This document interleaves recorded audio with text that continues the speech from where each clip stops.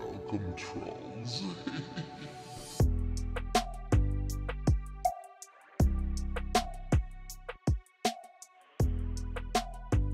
First sees all.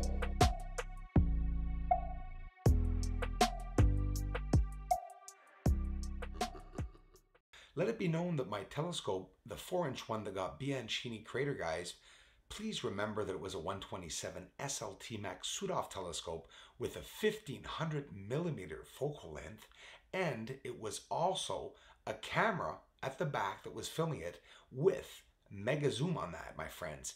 It was when the moon was its closest approach for the past 100 years, and all this is never mentioned when I show the surface.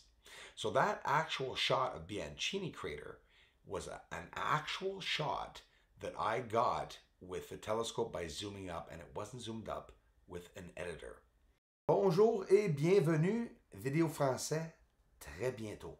Puis je vais m'arranger pour avoir des mots ici pour que vous puissiez comprendre ce que je dis en anglais. Ça s'en vient, les amis. Thanks, everyone. What are we looking at? Hi, I'm Bruce Schwartz from Montreal, Quebec, Canada. We're looking at interesting surface, right, on the moon.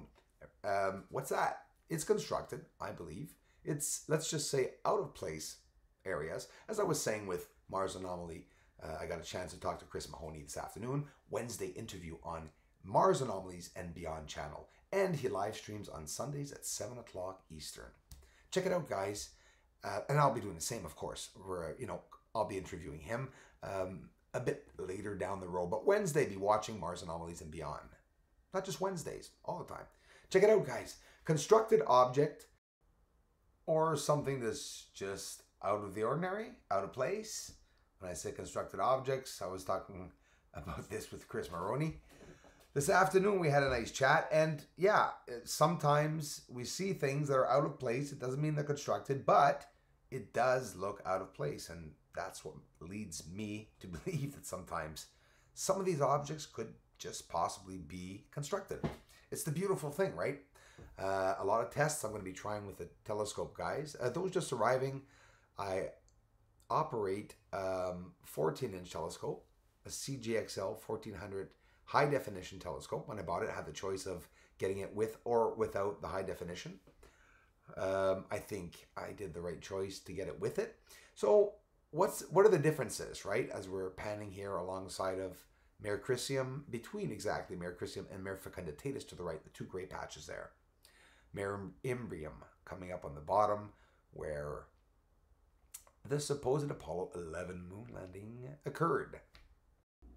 It's funny how many of years, it's incredible that I could have watched John Lear talk about, in his interviews about the atmosphere on the surface. He talked about all these things that not even astronauts that we're talking about, it's so hard to believe for many and still is today. But in reality, I said to myself, if he knows this stuff and he didn't go, it's because it proves that there were secret projects. I just remember thinking that when I was young. But zooming up close to the surface, it's not hard to see that when people say that it's just oscillation that I'm getting, it's a little silly. We can get a lot of commenters coming here saying the opposite, but in reality, it doesn't change anything.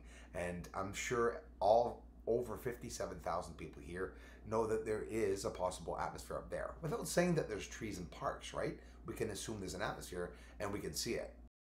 This is a presentation of the structures that I found. You're not going to say that is natural. There's too much proof of construction on the surface. En faisant une simple inversion de photo, on peut voir, selon moi, ça serait des objets construits définitivement. On parle des longueurs de plusieurs centaines de kilomètres. The smokes, hazes, and or clouds on the surface is what is giving us a smooth layer look at the surface, and in reality, a grayness.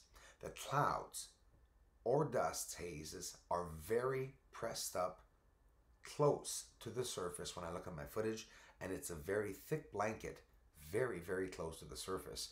And when you're looking at the surface, you hear many people say it looks like they're looking through glass. Some people say it looks like they're looking through several layers, and that's just telling me that we're looking through clouds.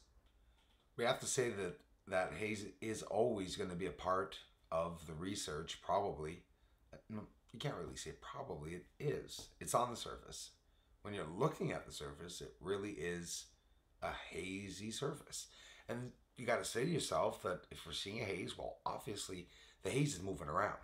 And with the haze moving around, we're going to get areas where the haze or cloud would become more dense. And of course, this is just theoretical. But we are seeing the surface different when we go back to the same areas. So, this is what I'm seeing by an accumulative of chances for me to be able to get the surface. I realize that yes, we are seeing hazes.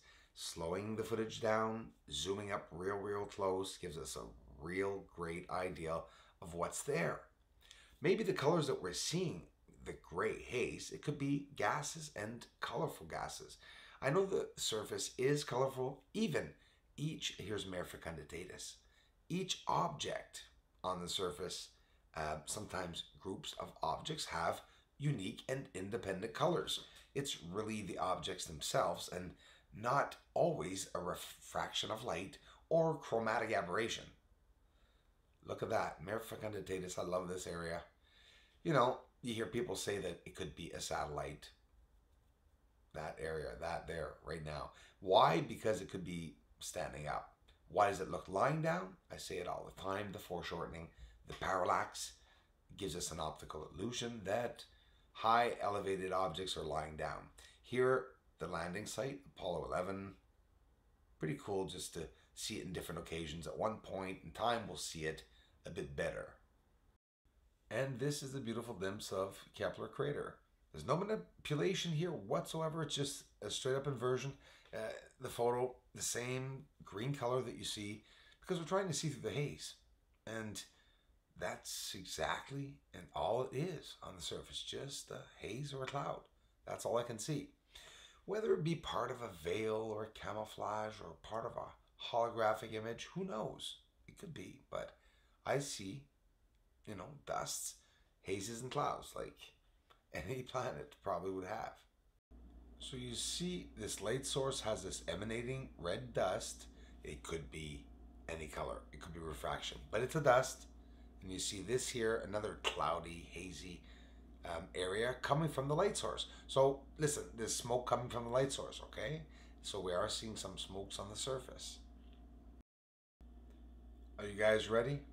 I'm trying to bring you guys the best shots of the surface, and we'll take what we get, right? But here's the thing.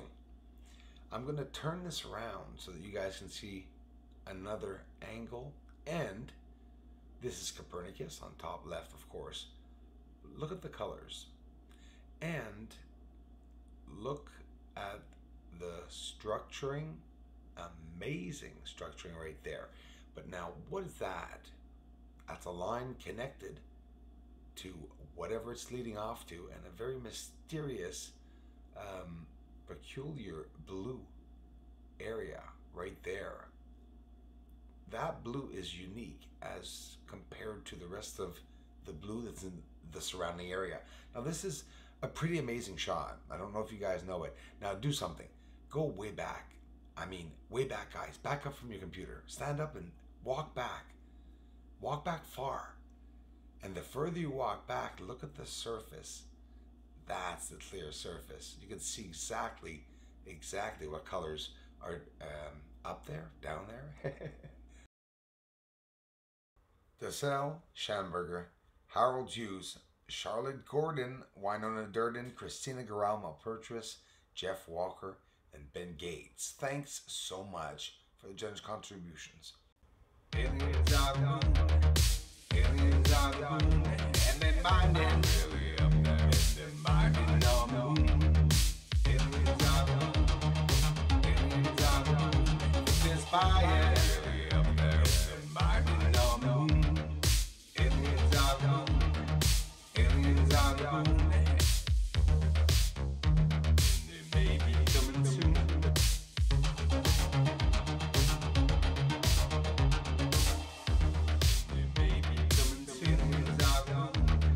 Fire, and then my name. Houston, say again, please.